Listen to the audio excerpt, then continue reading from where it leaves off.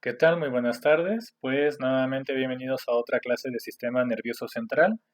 En esta ocasión vamos a tratar un tema que es tronco encefálico, conformado por bulbo raquídeo, protuberancia y mesencéfalo. Espero que esta clase les sea de utilidad y para comprender un poquito más las estructuras que integran justamente a el tronco encefálico. Bien, entonces vamos a ver que el tronco encefálico es una estructura que se encuentra por encima de la médula espinal y se encuentra por debajo de lo que es el diencéfalo o lo que va a ser parte de los tálamos. Bien, esta estructura está conformada a su vez por tres órganos o tres estructuras que son el bulbo raquídeo o médula oblonga, representada en color verde, la protuberancia anular puente o puente de Barolio en color rosa y el mesencéfalo representado en color azul. Y por la parte posterior vamos a encontrar al cerebelo representado en color morado. Al igual que la médula espinal, vamos a ver que que tiene un conducto que es el conducto del epéndimo. Vamos a ver que también el tronco encefálico se caracteriza por la presencia de estas cavidades, que es la continuación justamente del conducto del epéndimo. Entonces, a nivel de la médula espinal, el conducto del epéndimo continúa hacia la parte posterior y empieza a sufrir un ensanchamiento a nivel del bulbo raquídeo y el puente, donde nuevamente se vuelve a estrechar. Esta cavidad comprendida entre bulbo raquídeo, puente y cerebelo se conoce como cuarto ventrículo, que es la continuación del conducto del epéndimo. Y hacia arriba vamos a ver que ese estrechamiento vuelve a formar otro conducto delgadito, que corresponde al acueducto de Silvio o conducto del mesencéfalo. Estas estructuras van a estar rellenas sí, van a estar rellenas por parte de un líquido que se llama líquido cefalorraquídeo o cerebroespinal. Bien, esto que estamos viendo aquí es un corte transversal del tronco encefálico y podemos mencionar algunas características generales o macroscópicas para poder identificarlo. Vamos a ver entonces que no existe un límite real entre cada una de esas estructuras, se puede ver como una sola estructura, sin embargo, sí hay ciertas características que permiten diferenciar a uno de otro, como lo veremos un poquito más adelante en unas imágenes de vista frontal. Bien, mención importante también es que a nivel del tronco encefálico es la estructura en donde emergen o nacen 10 de los 12 pares de los nervios craneales, que son desde el tercero, el motor ocular común, el cuarto, el patético troclear, el quinto, que es el trigémino, el sexto, motor ocular externo o abducente, el séptimo, que es el facial, el octavo, estetoacústico o vestíbulo coclear, el noveno, glosofaringio, el décimo, que es el nervio vago, el onceavo, que es el espinal o accesorio, y el doceavo, que es el hipogloso. Estos nervios surgen y nacen del tronco encefálico, que es más o menos el equivalente a los nervios espinales que nacen en la médula espinal. Bien, vamos a ver una imagen frontal para que nos demos una idea de lo que estamos hablando. Bien, yendo de abajo hacia arriba, lo que podemos encontrar es médula espinal, bulbo raquídeo o médula oblonga, puente o protuberancia anular y el mesencéfalo o el istmo. Bien, límites entre cada uno de ellos. En el caso de la médula espinal o entre la médula espinal y el bulbo raquídeo se encuentra lo que se conoce como decusación de las pirámides, que es el sitio donde se cruza la información de los hemisferios cerebrales. El hemisferio del lado izquierdo pasa al lado derecho, el derecho pasa hacia el lado izquierdo. Es el sitio entonces donde se genera justamente el intercambio de las fibras corticales, que van a dar origen a los haces córtico-espinales laterales. Bien, entre el bulbo raquídeo y el puente vamos a encontrar el sulco bulbopontino. Entre el puente y el mesencéfalo vamos a encontrar el sulco pedúnculo pontino. ¿Sí? Son los límites que podemos definir o referir entre cada una de las estructuras. ¿Qué otra cosa es importante mencionar? Visto de frente, podemos observar que a nivel del bulbo raquídeo encontramos unas estructuras o protuberancias que corresponden a las olivas vulvares, que más adelante vamos a explicar en qué consiste. En la parte anterior también podemos encontrar sobre el puente, en la línea media, una pequeña depresión que corresponde al surco basilar, donde se va a encontrar la arteria basilar, que va a participar de manera importante en la irrigación del encéfalo para la formación del polígono de Willis. Y en el caso de los pedúnculos cerebrales, vamos a ver que son sitios donde prácticamente se inicia ya la conexión o el envío, de igual manera el paso de información de niveles inferiores hacia el cerebro o al encéfalo, o del encéfalo hacia niveles inferiores como es la médula espinal. Y mención importante dijimos es que de este van a surgir los diferentes nervios craneales, por lo menos 10 pares de ellos, de los 12 que son, como lo vamos a ver en la siguiente diapositiva. En la zona de del mesencéfalo, entre los pedúnculos cerebrales, va a surgir lo que es el tercer nervio craneal. Recordamos que estos vienen en pares, entonces es el tercero. Y en la parte lateral del pedúnculo, también sobre el mesencéfalo, va a surgir el cuarto nervio craneal, motor ocular común y el patético troclear. Hacia la zona del puente, como vamos a ver aquí, encontramos la emergencia del quinto nervio craneal o el trigémino. Y la emergencia de este nervio va a ser el límite entre el puente y hacia la parte posterior del cerebelo. Y entre lo que es el puente y el bulbo raquídeo, en el sulco bulbopontino, de medial a lateral, encontramos al sexto nervio craneal o motor ocular externo o abducente, al séptimo, que es el facial con su componente bis, y al nervio número 8, que es el estetoacústico o vestíbulo coclear. Sobre el sulco bulbopontino, recordamos en pares, es sexto, séptimo y octavo. Sobre el borde lateral del bulbo raquídeo vamos a encontrar la emergencia de otros tres nervios, que es el noveno, el décimo y el onceavo. El glosofaringio, el vago y el accesorio o espinal. Y por delante de las olivas, en el surco preolivar, vamos a encontrar la emergencia del nervio número 12 o el hipogloso. Por lo tanto, 10 de los 12 pares de nervios craneales surgen justamente del tronco encefálico, que es una característica muy importante, el origen y la emergencia de los nervios craneales para control de funciones de la cabeza. Ahora, vamos a la parte posterior. Si nosotros levantamos el cerebelo, lo que vamos a observar solamente es el bulbo raquídeo, el puente y el mesencéfalo. Aquí tenemos la continuación de la médula espinal. Aquí no encontramos la decusación de las pirámides, solamente es la parte anterior.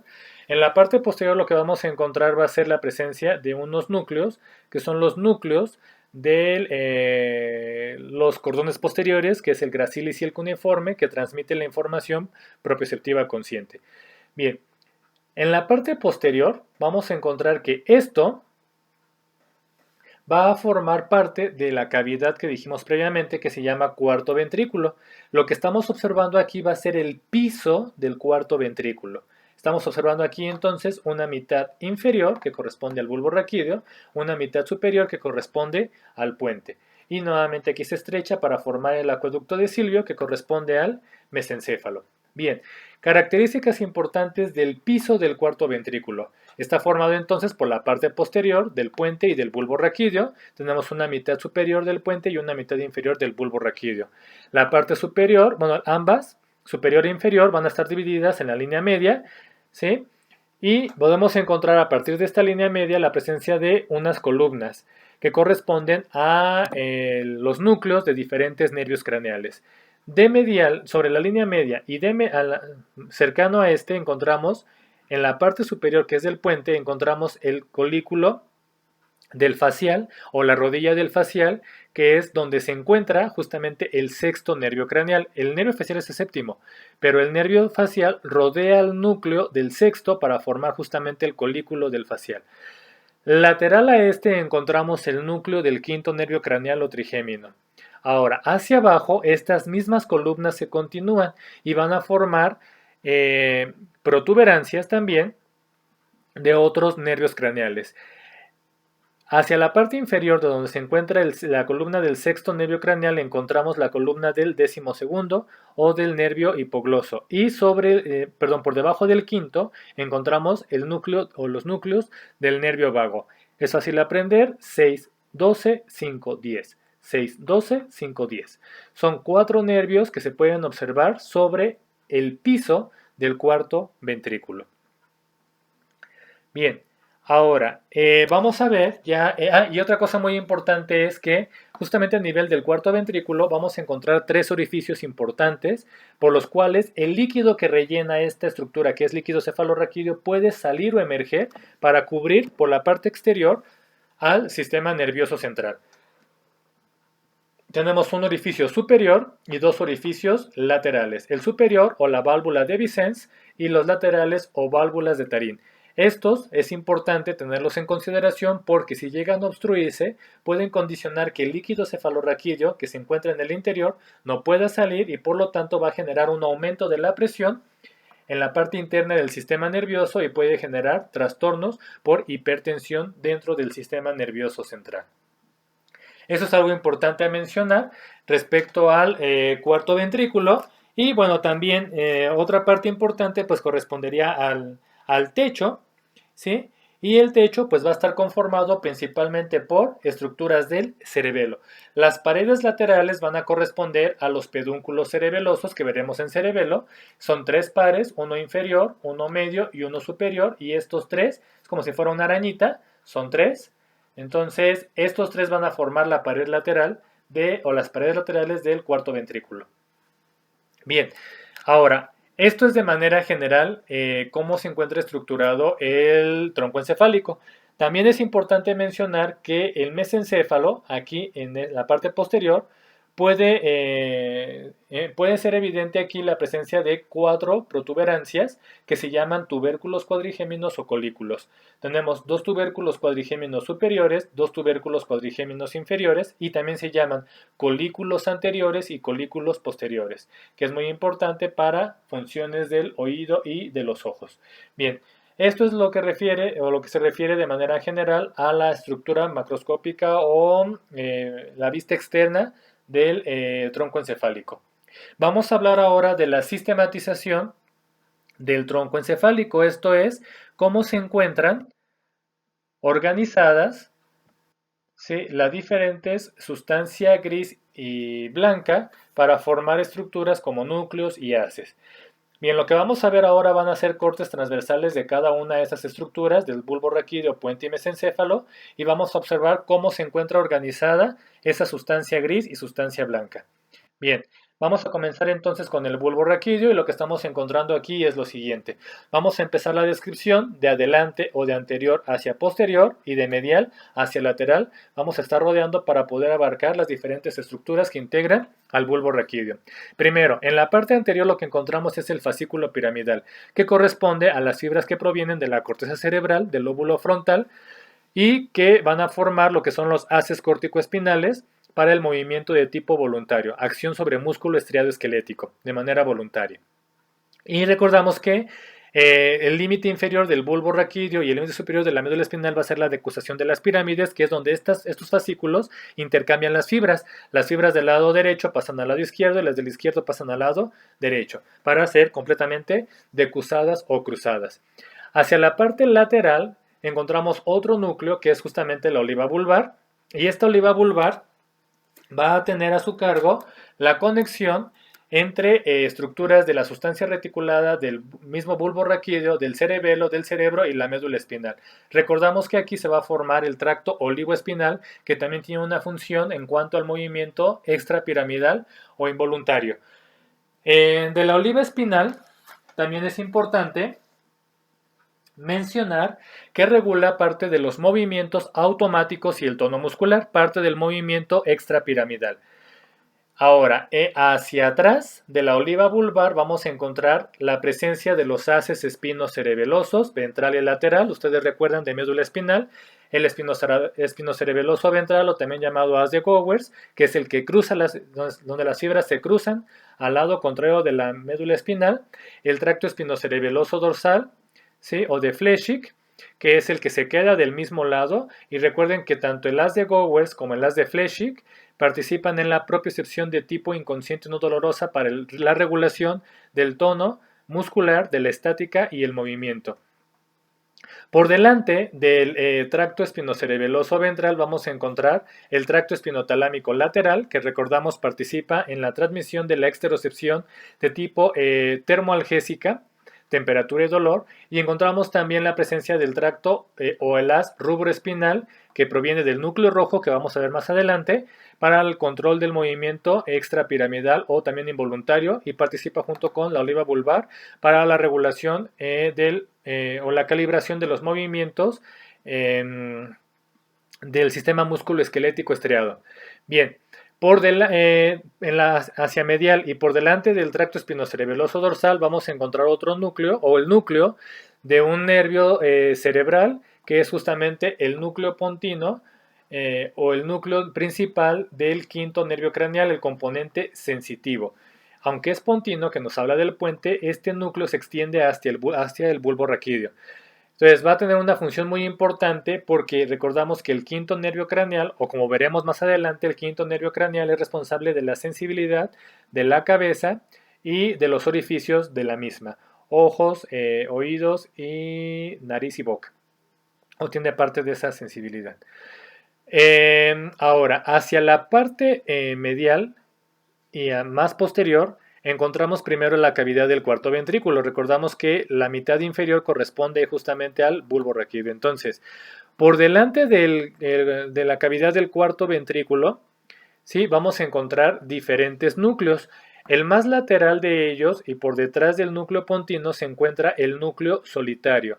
Este núcleo tiene a su cargo la sensibilidad visceral. Esto tiene que ver directamente con acciones del nervio vago. Parte de esta función tiene que ver por la sensibilidad que proviene del componente cardiorrespiratorio, hablamos de corazón y de pulmones. También tiene que ver con el componente gustativo, tiene que ver con el componente gastrointestinal. Por lo tanto, es el núcleo a través del cual se transmite la sensibilidad que están experimentando los diferentes órganos y vísceras, a través de un nervio que va a ser el nervio vago. Este va a formar parte entonces del décimo nervio craneal. Medial a él vamos a encontrar otros dos núcleos que se consideran en conjunto como el núcleo dorsal del vago. Esto tiene que ver con el movimiento de órganos y vísceras. ¿Sí? Entonces, recordamos dos palabras que definen al sistema nervioso, son sensibilidad y movimiento. Y aquí no es la excepción. Sensibilidad y movimiento. ¿De quién? De órganos y de vísceras. ¿A nivel de qué? A nivel del bulbo raquídeo. Entonces, el bulbo raquídeo es muy importante porque regula parte de esa sensibilidad y ese movimiento de órganos y vísceras a través del nervio vago. Hacia la zona más medial vamos a encontrar otros dos núcleos, que es el núcleo ambiguo y el núcleo salival inferior. El núcleo ambiguo tiene a su cargo la inervación de estructuras que participan en la deglución y en la respiración. Estamos hablando de la faringe y la laringe. Muy importante la función de este. ¿Por qué? Porque permite que exista una coordinación adecuada entre los diferentes orificios que permiten el paso del aire para la respiración y también que se permita el paso del bolo alimenticio hacia el esófago. Entonces, el núcleo ambiguo tiene a su cargo justamente la entrada de aire o de oxígeno, y la salida, por supuesto, de dióxido de carbono por la regulación de la laringe y parte de la faringe, y también tiene a su cargo la deglución por el control también sobre la faringe para dirigir, repito, el bolo alimenticio hacia el esófago. Y también tenemos medial y posterior el núcleo salival inferior. Y este es muy importante porque va, como su nombre lo indica, tiene a su cargo la inervación de las glándulas salivales en la cavidad oral. Tenemos tres pares de glándulas salivales principales, que son las parótidas, submandibulares y las sublinguales. Y cada una de ellas va a formar diferente tipo de saliva por consistencia. Tenemos una saliva acuosa y tenemos una saliva mucosa o espesa. La saliva acuosa, donde predomina la cantidad de agua sobre el moco, está a su cargo principalmente por las glándulas parótidas, y justamente las glándulas parótidas son inervadas por el núcleo salival inferior. Por lo tanto, el bulbo raquídeo tiene a su cargo la producción de saliva acuosa. Y con ello también es muy importante porque recordamos que en la saliva se encuentra una enzima que es la amilasa salival, que es la que inicia la degradación de macronutrientes como los carbohidratos y por lo tanto este núcleo inerva a las glándulas salivales principales, que son las parótidas, para iniciar la degradación de los carbohidratos y poder obtener de manera rápida energía. Y recordamos que también el núcleo ambiguo tiene a su cargo la entrada de, bueno, tiene a su cargo la inervación de la faringe y laringe para la entrada de oxígeno. Por lo tanto, tenemos la degradación de carbohidrato, tenemos la regulación de la respiración, tenemos la entrada de oxígeno, la entrada de glucosa, glucosa más oxígeno van a permitir la formación de moléculas de ATP a través de el ciclo de Krebs, parte del ciclo de Krebs. ¿Sí? Ahora, vamos hacia la parte medial. En la parte medial vamos a encontrar 5 haces, fascículos, bueno, lemniscos o cintillas. De atrás hacia adelante son las siguientes. El primero corresponde al fascículo longitudinal medial, que es el más posterior. Este fascículo longitudinal medial va a ser un centro de conexión entre el aparato vestibular del oído interno, los movimientos de los ojos y también los músculos del cuello para posicionar la cabeza con respecto al cuerpo. Entonces es un centro de conexión entre los nervios de los ojos, tercero, cuarto y sexto, el aparato vestibular que es el octavo nervio craneal y el control de la cabeza o músculos del cuello que es el onceavo nervio craneal o accesorio. Entonces es muy importante para mantener la posición de la cabeza con respecto al cuerpo. Por delante del fascículo longitudinal medial tenemos el tracto tectoespinal. Y el tracto tectoespinal se caracteriza porque, bueno, viene del techo del mesencéfalo, como lo vimos en médula espinal, y tiene a su cargo también la regulación del sistema del músculo esquelético o el componente extrapiramidal del movimiento para regular parte de la posición y calibración de movimiento. Y también a través del tracto tectoespinal se va a ver manifestado el estímulo doloroso a nivel de los ojos. Entonces tiene que ver con el reflejo pupilar del dolor. Muy importante a considerarse. También por delante del tracto tectoespinal tenemos el haz o el tracto espinotalámico ventral, que recordamos que transmite la sensibilidad exteroceptiva de tipo protopática o gruesa. Por delante encontramos el lepnisco medio. El lepnisco medio se caracteriza porque es donde se van a generar la conexión del lepnisco espinal y el lepnisco trigeminal para la exterocepción, propiocepción y por supuesto al hablar ya del trigémino estamos hablando de la inervación de cara y bueno la cabeza como tal. Entonces es muy importante porque a través de este tracto vamos del tracto del lepnisco medio vamos a ver que se lleva a cabo la coordinación de todas las sensibilidades o parte de ellas. Estamos hablando de propiocepción y de exterocepción. Luego, hacia adelante del lepnisco medio vamos a encontrar la decusación de los lepniscos. En un corte oblicuo podemos observar que ahora los lepniscos se van a cruzar o decusar. La información del lado derecho pasa al lado izquierdo y la del lado izquierdo pasa al lado derecho de forma ascendente porque recordamos que el lepnisco es sensibilidad y por lo tanto estamos hablando de vías aferentes que entran o que llegan hacia el sistema nervioso central. Hacia la zona central del bulbo raquídeo o de la médula oblonga vamos a encontrar el tracto vestíbulo espinal que es responsable también junto con el olivo espinal, con el rubro espinal y con el tecto espinal y el retículo espinal del control del movimiento extrapiramidal para calibrar lo que hacemos de manera voluntaria. Y todo lo demás o toda la sustancia que queda entre los diferentes núcleos y haces va a corresponder a la sustancia reticulada que veremos más adelante en esta presentación. Entonces, muy importante. Esta es la configuración interna o sistematización del bulbo raquídeo. Ahora vamos a hablar de la protuberancia anular o del puente o puente de Barolio, que es esta estructura de aquí. Vamos a hacer igual un corte transversal a este nivel y vamos a observar o se puede observar lo siguiente. ¿Sí? Entonces, lo que estamos viendo aquí es igual, vamos a hacer solamente la mitad, una mitad del puente, Vamos a igual hacer la descripción de adelante hacia atrás y vamos a rodear esta estructura para que se puedan distinguir, para que se puedan describir las diferentes estructuras que lo integran. En la parte anterior estamos encontrando el tracto piramidal, que es el mismo que vimos en el bulbo raquídeo. La única diferencia es que aquí no está decusado, es decir, son fibras que provienen de la corteza cerebral del mismo lado. Las del lado derecho llegan del hemisferio o del lóbulo frontal del lado derecho, las del lado izquierdo llegan del lóbulo frontal del lado izquierdo. Aquí no se han decusado, que es una característica importante, la presencia de los núcleos pontinos, que tienen la función de disgregar o separar a estas fibras motoras a nivel del puente. Ahora, hacia la parte lateral vamos a encontrar la presencia del tracto espinocerebeloso ventral. Recordamos que este es el haz de Gowers, o es el que se decusó y lleva parte de la propiocepción de tipo inconsciente. ¿Dónde quedó el tracto espinocerebeloso dorsal? Ese está a nivel del bulbo raquídeo y hace ya una conexión directamente hacia el cerebelo, y de aquí este va a pasar también al cerebelo, para el control de la propiocepción de tipo inconsciente. Por delante del tracto espinocerebeloso ventral vamos a encontrar el tracto espinotalámico lateral, que recordamos que lleva la exterocepción de tipo termoalgésica, temperatura y dolor. Y junto a este encontramos el tracto rubroespinal, también para control del movimiento extrapiramidal, que tiene su origen a nivel del núcleo rojo, que vamos a ver más adelante en mesencéfalo. Hacia atrás estamos encontrando ya la presencia de los pedúnculos cerebelosos, que ya es prácticamente el cerebelo.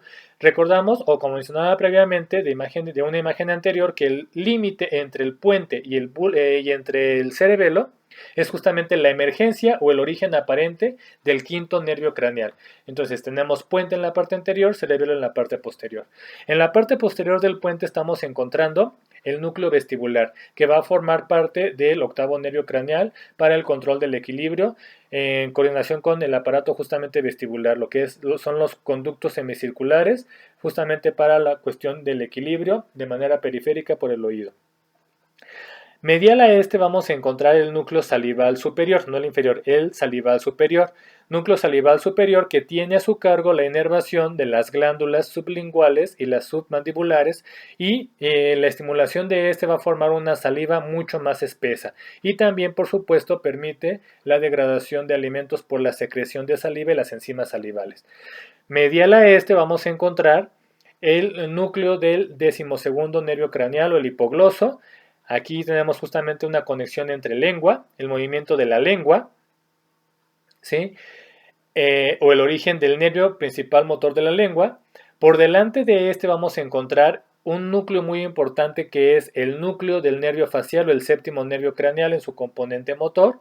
Y también en la parte anterior encontramos el núcleo principal del quinto nervio craneal o el trigémino, el que va a dar la sensibilidad a la cabeza, al cuero cabelludo y a los orificios de la cabeza, como son ojos, nariz y cavidad oral, y la parte posterior de las orejas. Bien, y también hacia el centro vamos a encontrar lo que es el tracto tegmental central, o también se llama tracto de la calota. Esto va a ser muy importante porque va a regular los influjos que provienen del hipotálamo, de la corteza cerebral y del cerebelo. Entonces es un centro de conexión entre la parte consciente e inconsciente del movimiento o del componente músculo-esquelético, y por supuesto que al hablar de hipotálamo estamos hablando de un componente endocrino, estamos hablando de un componente de metabolismo. Entonces es muy importante la presencia del tracto tegmental central a nivel del puente. Y por delante de él encontramos el lemnisco lateral. Y bueno, el lemnisco lateral está conectado con el colículo inferior o el tubérculo cuadrigémino inferior, que es el centro de conexión auditiva. Entonces hay una parte importante de conexión del oído, ¿sí?, hacia el puente, y también pues aquí se encuentra el componente vestibular, que también tiene que ver con oído interno. Y sobre la línea media vamos a encontrar los haces, fascículos y lemnisco que vimos a nivel del bulbo raquídeo. Fascículo longitudinal medial, el tracto tectoespinal, el tracto espinotalámico ventral, el lemnisco medio y la decusación de los lemniscos. Entonces, estos continúan. Lo que vimos en bulbo raquídeo es exactamente lo mismo que se ve aquí en el puente, y por supuesto también encontramos aquí la cavidad del cuarto ventrículo. Vamos a hablar ahora del mesencéfalo. Y bueno, del mesencéfalo, igual hacemos un corte transversal. Vamos a observar una parte anterior que van a ser los pedúnculos cerebrales y una parte posterior que corresponde a los tubérculos cuadrigéminos o colículos. Y su cavidad principal que va a ser el acueducto de Silvio. Bien, en este caso, el mesencéfalo, como mencionaba, se va a dividir en dos mitades, una mitad anterior y una mitad posterior. Mitad anterior que son la parte de los pedúnculos cerebrales o los pies del cerebro, y la mitad posterior que corresponde a la presencia de los tubérculos cuadrigéminos o colículos. ¿Qué es lo que separa la parte anterior de la parte posterior? La presencia de una banda de sustancia gris que se llama sustancia negra, que es muy importante para el control del movimiento desde el punto de vista extrapiramidal. Bien, vamos a hablar entonces de lo que se encuentra a nivel del pedúnculo cerebral o la parte anterior del mesencéfalo. Encontramos de medial a lateral el fascículo geniculado o también llamado córtico nuclear. Este va a ser un centro de conexión entre la corteza cerebral, es córtico, y diferentes núcleos de los nervios craneales. ¿Cuáles son los nervios craneales que van a participar en esta formación? Bueno, de manera bilateral, es decir, que son núcleos que están conectados tanto al haz corticonuclear del lado derecho y del lado izquierdo. Encontramos los siguientes nervios, que son el tercero, el quinto, el séptimo y el décimo nervio craneal, es decir, el motor ocular común o el tercer nervio craneal. Encontramos el quinto o el trigémino, el séptimo o el facial y el décimo o el nervio vago. Entonces, estos son nervios cuyos núcleos están conectados a ambos haces corticonucleares. Si se llega a lesionar la acción sobre el componente de estos núcleos no se va a ver afectado. Es muy importante porque en esta zona, cuando hablamos de la región córtico-nuclear, involucramos ya directamente la corteza cerebral, estamos hablando del componente consciente. ¿Cómo es que movimientos o acciones que corresponden a los nervios craneales, que hacemos de manera inconsciente e involuntaria, podemos volverlas completamente conscientes? Por ejemplo, los ojos se mueven de manera constante, es una acción del tercer nervio craneal. Entonces, esto lo que puede hacer o lo que va a hacer es que si yo decido por voluntad fijar mi mirada en un objeto de manera consciente, lo puedo hacer. El movimiento de los ojos es todo el tiempo está calibrando de manera constante, pero si yo decido dejar los ojos fijos, lo puedo hacer. ¿Sí? Es un ejemplo de cómo un movimiento que sucede a nivel de la cabeza puede volverse completamente voluntario. Hablamos también, por ejemplo, del quinto nervio craneal. En este caso hablamos del componente de la masticación o parte de sensibilidad y cómo puedo hacer consciente la masticación y la sensibilidad. En el caso del nervio facial o del séptimo nervio craneal, estamos hablando de cómo puedo hacer de manera voluntaria diferentes gestos o muecas, ¿sí? Y también de manera inconsciente o involuntaria, cuando no está actuando el haz corticonuclear, puedo generar un gesto o una mueca. Entonces, esto es cuando se vuelven conscientes, ¿sí? Ahora, hacia la parte lateral estos son de manera bilateral. De manera contralateral, es decir, que el núcleo de un nervio craneal se conecta con el fascículo geniculado del otro lado, se encuentra el sexto nervio craneal. Esto es el nervio responsable de mover el ojo hacia la parte lateral. Entonces, si yo tengo una lesión del cuerpo geniculado derecho y está conectado con el nervio o con el núcleo del lado izquierdo, lo que yo puedo tener es una alteración en el movimiento del ojo del lado izquierdo, porque está afectándose el lado derecho, está cruzada la información. Y en el caso del cuarto nervio craneal o el patético troclear, que también tiene una acción sobre los ojos, ese tiene una conexión directa. El núcleo del cuarto nervio craneal del lado derecho se conecta con el cuerpo, con el fascículo geniculado también del mismo lado. Entonces, cuando tengo una afectación del haz corticonuclear o fascículo geniculado, puedo tener una afectación del sexto nervio craneal del lado contralateral, del cuarto nervio craneal del mismo lado, y los otros nervios que vimos, el tercero, quinto, séptimo y décimo, puede que no se encuentren afectados aparentemente. Entonces, es muy importante hablar de esto. Es la zona donde se hace consciente la acción de los nervios craneales. Tenemos hacia la zona medial el fascículo piramidal, que viene de la corteza cerebral y tiene a su cargo el movimiento de tipo voluntario.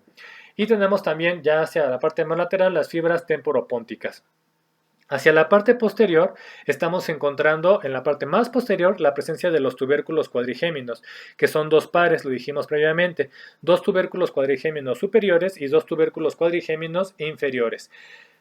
O también se llaman colículos.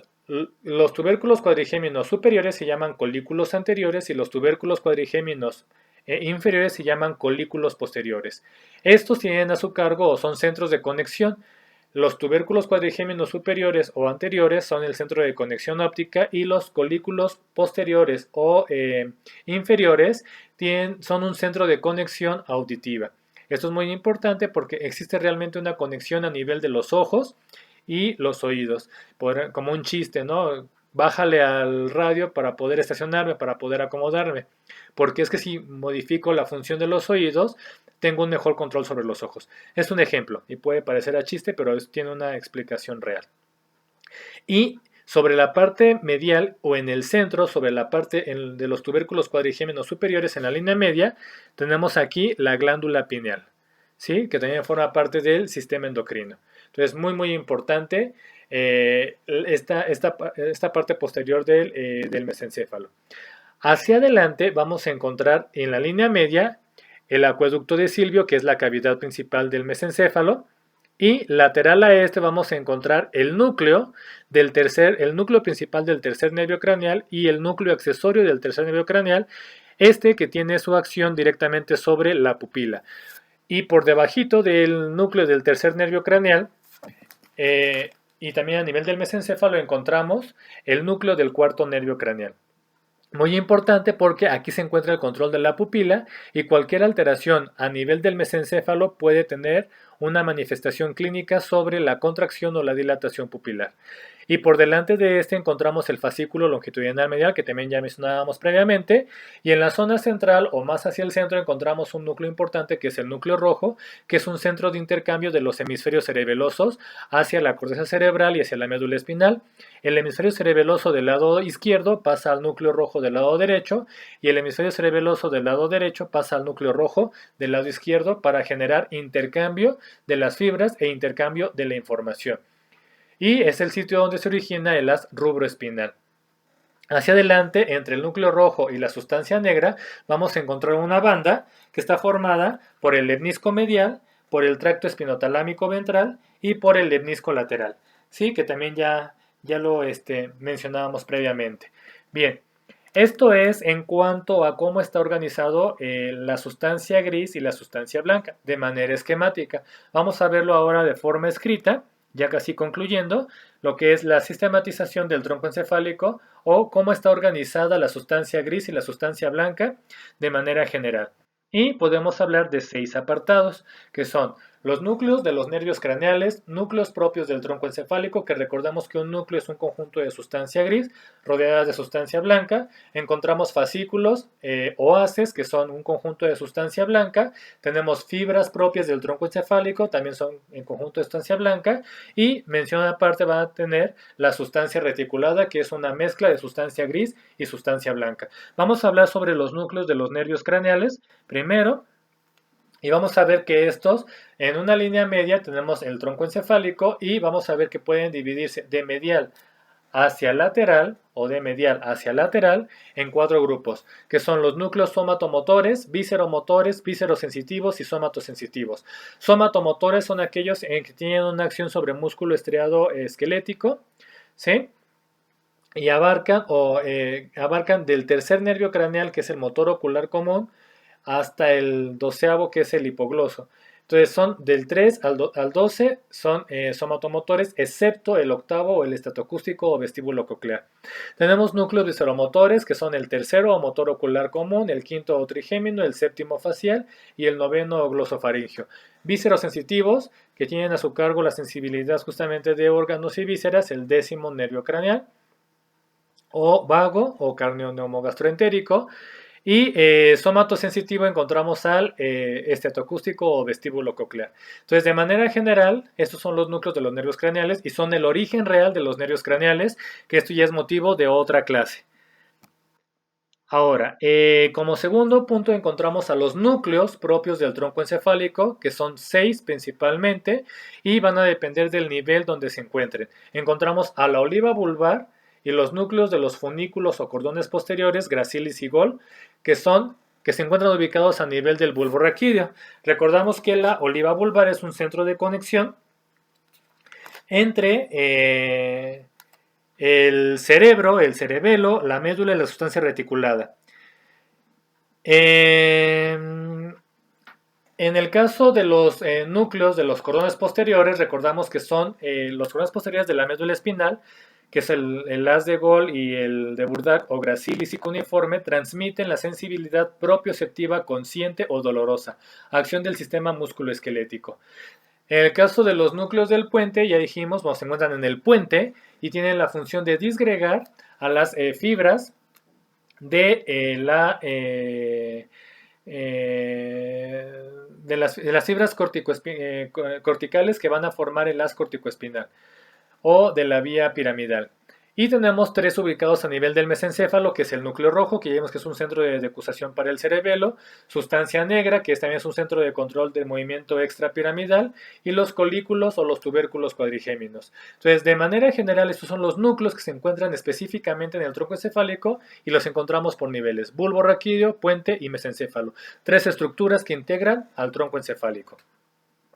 Tenemos también los haces o fascículos ascendentes y descendentes. Ascendentes, que son los espinotalámicos, que tienen a su cargo la sensibilidad termoalgésica y protopática, gracilis y cuneiforme para sensibilidad propioceptiva consciente o dolorosa, espinocerebelosos para propiocepción inconsciente o no dolorosa, y las vías sensitivas y sensoriales de los nervios craneales, que veremos también en nervios craneales. Estos corresponden principalmente a componente sensitivo. Hablamos otra vez sensación. Fascículos descendentes o motores, que es el haz piramidal, el córtico nuclear o el geniculado, y las extrapiramidales, que son el tecto espinal, rubro espinal, olivo espinal, retículo espinal, vestíbulo espinal. Entonces son estructuras principalmente motoras. Nuevamente, 2 palabras que se repiten de manera constante en el sistema nervioso: sensibilidad y movimiento. Tenemos también la presencia de las fibras propias del tronco encefálico. Una de ellas, que es el tracto tegmental central, que ya describimos a nivel del puente, un centro de conexión entre cerebro, corteza cerebral, cerebelo y el hipotálamo. Y tenemos el fascículo longitudinal medial, que también vimos que es un centro de conexión entre el aparato vestibular del oído interno, los músculos o la inervación de los músculos oculares externos y los músculos del cuello, para posicionar la cabeza con respecto al cuerpo. Y tenemos también, como último apartado, la formación reticular o la sustancia reticulada. Esta de aquí merece una mención importante porque se encuentra en los 3 niveles del tronco encefálico y tiene a su cargo justamente la coordinación de funciones vegetativas. Es decir, estamos hablando ya de acción directamente de órganos y de vísceras. Recordamos que es parte de conexión de la interocepción y la visceromotricidad. Entonces estamos hablando de médula espinal, de la lámina 10, de la zona periacueductal de la médula espinal. Estamos hablando de los diferentes núcleos, sobre todo bulbo raquídeo, que tienen a su cargo la formación del nervio vago. Estamos hablando del núcleo solitario, estamos hablando del núcleo dorsal del vago, estamos hablando del núcleo ambiguo y de los núcleos salivales superior e inferior. Entonces, es un centro donde se va a encontrar la conexión en cuanto a la coordinación de las funciones de órganos y vísceras. Muy importante esta sustancia reticulada o formación reticular, que es un conjunto de sustancia gris y sustancia blanca. Yo llamo que es como una serie de retazos de sustancia gris y blanca para rellenar todo el hueco que existe entre los diferentes núcleos y haces. También tiene a su cargo los estados de vigilia y de sueño, entre despertar y dormir. También es un centro de conexión para diferentes estructuras en diferentes niveles del sistema nervioso central. Estamos hablando desde la médula hasta la región del encéfalo. Y muy importante la participación que tiene o que representa para el control postural. Es decir, estamos hablando de propiocepción de tipo inconsciente. Es una acción a nivel de los haces espinocerebelosos. También, por supuesto, tiene que ver con la propiocepción de tipo consciente y cómo es que la función de órganos y vísceras, las funciones vegetativas, tienen una influencia directa sobre la postura que tomo. ¿Por qué si me duele algún órgano o una víscera cambio la posición de mi cuerpo? ¿Sí? O cómo es que a través de la posición de mi cuerpo puedo mejorar la función de órganos y de vísceras. También tiene una acción muy importante desde el punto de vista endocrino. Ya hablábamos sobre el tracto tegmental o de la calota. Estamos hablando también sobre acciones, en el caso del mesencéfalo, por regiones subtalámicas, talámicas y núcleos intratalámicos. También por acción del tracto tegmental central o de la calota que vimos en el puente. Entonces tiene una regulación muy importante sobre funciones endocrinas. Tiene una acción sobre hipotálamo y de aquí se desprende una cadena hacia otras glándulas endocrinas, hipófisis y otras glándulas. De manera muy importante, al regular la vigilia y el sueño o vigilancia y sueño, tiene una acción sobre ritmos biológicos o ciclos circadianos que también tienen una participación directa en cuanto al componente endocrino. Y, muy importante, tiene una participación sobre las reacciones emocionales. Cómo es que los órganos y las vísceras y la posición corporal pueden ser una representación de las diferentes emociones. ¿Por qué tomar una postura de enojo, de orgullo, de tristeza, de alegría? Todo esto tiene que ver directamente con una acción de la sustancia reticulada. De aquí en adelante, como menciono a veces en mis clases presenciales, es de que la sustancia reticulada tiene una acción muy importante sobre el componente emocional. Entonces, a partir de ahora ya no van a decir que quieren o que aman a una persona con todo el corazón, sino que la quieren o que la aman o que la odian o que están enojados con ellos por acción de la sustancia reticulada. Entonces, muy importante la acción de la sustancia reticulada. Y bueno, ya casi estoy concluyendo y recordamos que el sistema nervioso se define solamente por dos palabras, que son sensibilidad y movimiento. Y todo el tronco encefálico no es la excepción. Por supuesto que aquí se va a encontrar más desorganizado, pero finalmente podemos entender exactamente esa función. ¿Cómo puede ser, por ejemplo, espero que aparezca la diapositiva? Entonces, vamos a ver, en el caso de la sistematización, ¿sí? Del tronco encefálico, hablamos del bulbo raquídeo, estamos hablando también del puente, estamos hablando del mesencéfalo, todo es hablar de sensibilidad y movimiento. Vamos a ver aquí de manera muy rápida, nuevamente, entonces, fascículo piramidal, movimiento, oliva vulvar, movimiento, tracto espinotalámico, sensibilidad, rubro espinal, movimiento, espinocerebeloso dorsal y ventral, sensibilidad, núcleo pontino, sensibilidad, núcleo solitario, sensibilidad, núcleo dorsal del vago, movimiento, núcleo ambiguo tiene que ver también con movimiento, salival inferior con movimiento y los diferentes haces también. Fascículo longitudinal medial, sensibilidad de movimiento. El tecto espinal tiene que ver con sensibilidad de movimiento. Espinotalámico ventral, sensibilidad. Lemnisco medio y decusación de los lemniscos tiene que ver también con sensibilidad. En el caso de la protuberancia, estamos viendo, ¿sí? También diferentes núcleos. Entonces, componente motor, tracto piramidal, movimiento, lemnisco lateral, sensibilidad, tegmental central, sensibilidad, espinotalámico lateral, sensibilidad, rubroespinal, movimiento, espinocerebeloso, propiocepción o sensibilidad, vestibular tiene que ver con sensibilidad, salival superior con movimiento, el hipogloso con movimiento, facial o séptimo con movimiento y los heces previamente vistos. Y finalmente también tenemos al mesencéfalo, que tiene exactamente la misma disposición, ¿sí? En cuanto a sensibilidad y el movimiento, ¿sí? Entonces, pues recapitulando, decimos entonces que el sistema nervioso se puede definir justamente a través de estas dos palabras, que son la sensibilidad y el movimiento. ¿Sí? En el caso, por ejemplo, aquí del mesencéfalo, igual estamos viendo movimiento, movimiento, movimiento, movimiento, ¿sí? Movimiento y sensibilidad, sensibilidad de movimiento y pues la sustancia reticulada. Entonces, todas las estructuras del tronco encefálico tienen exactamente el mismo componente que todo el sistema nervioso central. Sustancia gris, sustancia blanca, que está organizada para poder permitir una adecuada integración entre la sensibilidad y el movimiento. Y creo que con esto, pues prácticamente doy por finalizada la clase del día de hoy y espero pues que les sea de utilidad. Nuevamente no me queda más que agradecerles su tiempo y su dedicación para esta clase. Excelente día.